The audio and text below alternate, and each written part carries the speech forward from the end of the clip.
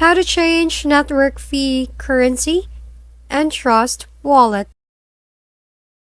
To start this tutorial, let's first open the Trust Wallet app on your device. Next, tap the browser button at the bottom. For this tutorial, let's use the PancakeSwap. Go ahead and search the PancakeSwap in the search bar.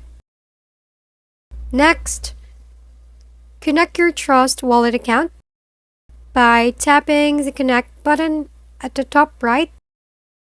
Then click the Connect button. Now to change your network fee currency, tap the icon beside the gear icon. It will show here all the available network that you can use. For example, you want to use Ethereum.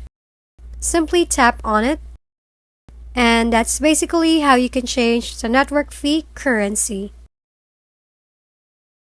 If you found this video helpful, please like and subscribe. If you have any questions, drop them below, and we'll see you on the next video.